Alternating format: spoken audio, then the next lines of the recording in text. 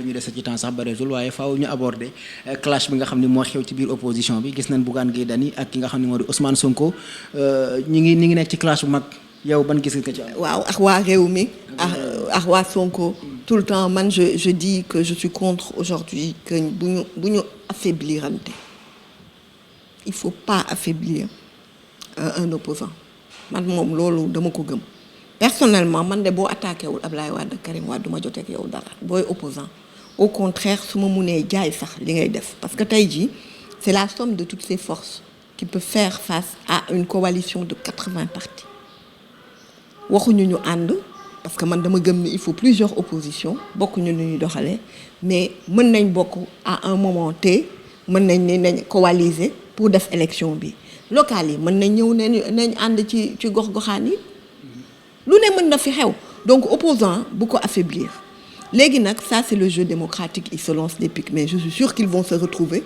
autour par contre. mais est-ce que loolu rafet na ci dara opposition bi. non man pour moi c'est pas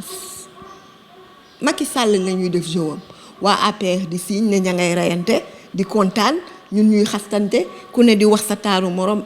Macky Sall léegi soxlawul muy sonn sax day taxaw rek bàyyi opposants yi di reyante moom mu toogee ne ça fait le jeu de l'opposition et ça je suis pas d'accord. Kon du manque de maturité. maintenant na am fu mu bañ a yegg kii s'arrêter man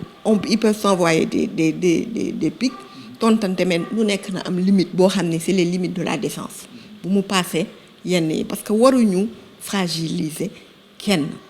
waruñu fragiliser Bougane Gueye waruñu fragiliser Ousmane Sonko waruñu fragiliser Idrissa Seck waruñu fragiliser ba keroog ñuy gis loo xamante ni def nañ ko ça va loo xam ne du loo xamante ni pour opposition bi la mais c'est pour Macky Sall bu boobaa ñu mën a prononcer wu. Par contre je voudrais dans un autre cadre dire que man gis naa ay attaque benn journaliste boo xamante ni dafa attaqué vertement moi j'ai trouvé ça voilà c'est très très très virulent pour man mesure war na am ci journaliste c'est-à-dire man personnellement terme yooyu ku ma ko utiliser man dinaa la porter plainte parce que nit ki mën nga wax sa xalaat sans bañ c'est agressif man personnellement ça m'a profondément choqué parce que gis nga nit nous tous nous avons nos défauts tous les hommes politiques ont leurs défauts mais il y a une manière boo xamante ni xëy na entre opposants mën nañ dalante mais quand yow journaliste nga wala chroniqueur mën nga wax sa wax nga wodd ko mën nga duut baaraam parce que tey son message elle a fait comme ce qu'elle reproche à Ousmane Sonko c'était agressif c'était suffisant c'était insultant pour moi elle a fait ce qu'elle dénonce elle dénonçait chez l'autre def na ko parce que tey jii am na wax yoo xamante ni message am du jàllati saaga bi rek ngay gis te pourtant elle voulait dire peut-être quelque chose boo xamante ni pour mënoon na ko wax ci terme yoo xamante ni Ousmane Sonko mën na ko bàyyi xel mën na wax ni d'accord donc on trouve que j'attaque tout le monde je vais essayer de ne pas ouvrir plusieurs fronts lu nekk na nga koy waxee la rek donc loolu moom mënuma ci ànd maintenant les opposants les politiciens qui se lancent des pics c'est pas méchant mais na am limite bu mu yegg ci humiliation humilier kii wala kële parce que ça va affaiblir l'opposition en général. lu def waxu lu ay di njàmbat gis nañ ko ci période Covid la nekk ñëpp a ngi wax ñu respecter mesures barrières yi gis nañ ñi nga xam ne ñoo jiite réew mi di président de la République Macky Sall ak ministre santé Abdoulaye Diouf Sarr ñu def ay rassemblement ñu mel ni ku nekk ci ngéntal taw ci jamono yi nekk ban jàngat nga ci am. man de dama doon waaja sax léegi di muuru di génne noonu ndax damaa bëgg waxal di xaar rek bu ma gisee benn APR bu fi tuddati affaire màggal man personnellement man maay nekk porte-parole man mooy ba kenn tudd ko fi ndax au moins man depuis début wax bi dama naw loolu Serigne Sidi Mokhtar dama ko bëgg torop ndax moom depuis le début il a compris que loo xamante ni day woy Serigne Mountakha Mbacké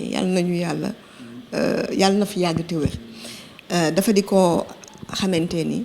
dama naan dafa moderne je l'écoute énormément man dama koy déglu parce que daf may jàngal ni may par exemple ci Zahir ni may dégloo Ablaye Wade côté baatin dama koy déglu énormément tu sens que visionnaire la xamoon na ni mënuñu continuer nii mënuñu ko dëkkee amuñu moyen politique boobu amuñu moyen confiner nit ñi te mënuñu bàyyi néegu yàlla yi moom dès le début dafa ne nañ jël mesure barrière def kii nu mu tuddee ci kii il a donné l'exemple wane ni nii ngeen ni mu ne dëkk ak feebar bi waaye nag bu ñu fàtte ñaan parce que loo xam ne les plus grands médecins du américain du chinois du kenn koo xamante ni mën na ko faj ñun nag ay jullit lañu nañ ko tënk ci yàlla nañ dem ci néegu yàlla yi ñaan mais en respectant li ko docteur wax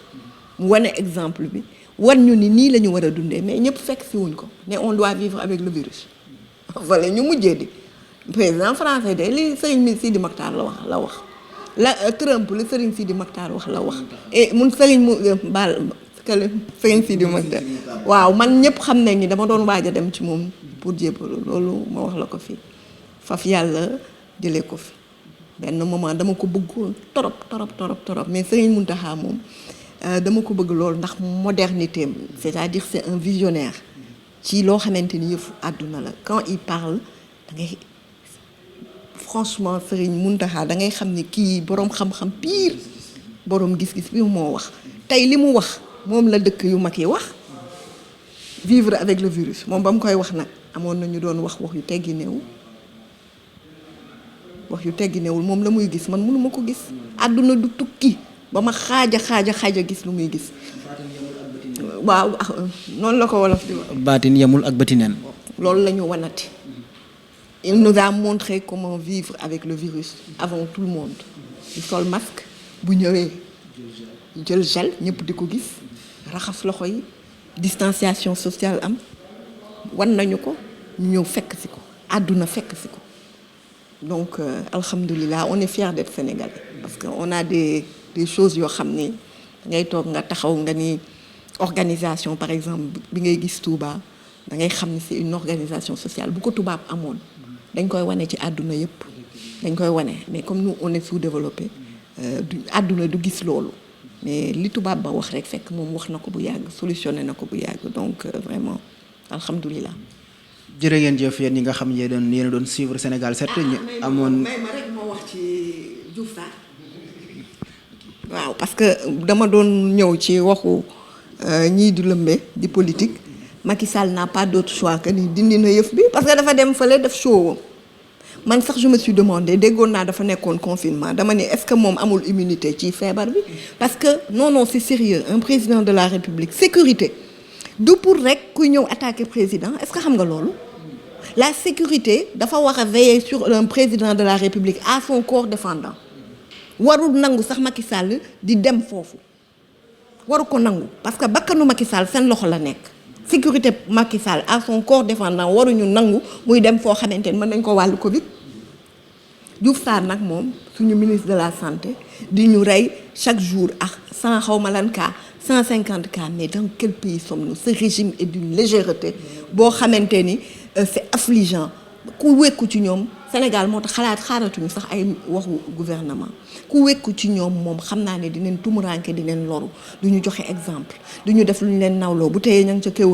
kéwal ya di rey bu ëllëgee mais dans quel pays sommes-nous ñii liñ leen mën a toppee haute cour de justice dafa bëre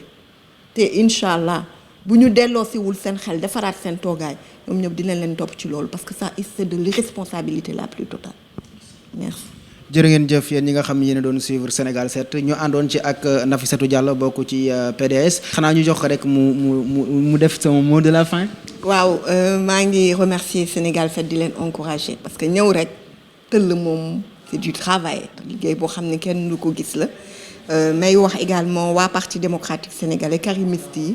ñoom ñëpp pare parce que ñi ngi ñëw ci ni ko président Wade waxee. ci jaay carte yi c'est la chose la plus importante dans la vie d'un parti politique ñu préparer ko ñëpp am occasion dugg ci parti bi on va se compter on va se peser parce qu'on a besoin du maximum de voix lors des prochaines locales ndax gis nga Macky Sall mi ngi pare locales yi boo leen xoolee ñoom Diouf Sarr ni ñu yëngoo rek dafa nar a bettaat opposition bi mi ngi campagne dëgg di def ay tournée économique saa yu Macky Sall dafay tournée économique maa ngi lay laaj nga dem xoolaat par le passé dafay jóge ci kii rek annoncé ñu ni mi ngi woo ko corps électoral mi ngi préparer élection jox ñu datu élection bettee ko opposition donc na opposition bi yeewu on a autre chose à faire que de se lancer des pics nañ wàcc ci terrain bi dañ dem animer base yi préparer jaay carte yi parce que Macky Sall mën nañu bettee date ndax laalaat na lépp nu mu ko bëggee scrutin bi defaraat na ko nu mu ko arrangé ay nitam ay soi-disant opposant wam defaral nañ ko lépp nu mu ko bëggee moom mooy xool lu ko neex mu dindi ko mu defar ko ma ngay campagne nag ay nitam a ngi campagne gis nañ ko ñu ngi ci terrain bi donc ñun itam nañ préparer liggéeyu gas ba nga xamante ni bu ñu bettee itam fekk PDS pare na.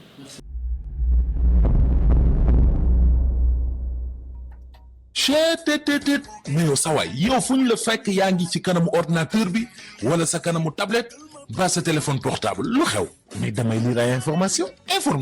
waaw xoolal boo bëggee am ay information yu leer nañ et en temps réel duggal ci www.senegal7.com ay information yu wóor man de maa ngi application Sénégal 7 lépp lu xew dama koy jot ci sama téléphone ci tàng bi te nag application Sénégal 7 am ko yomb na da ngay dugg ci Play Store wala Apple Store nga télécharge ko rek xam li xew ci réew mi ak la xew ci bitim réew te nag dara du la ci umpu. Vous voulez des informations en temps réel? Cliquez sur www.senegal7.com. Sénégal 7, le roi de l'information en temps réel.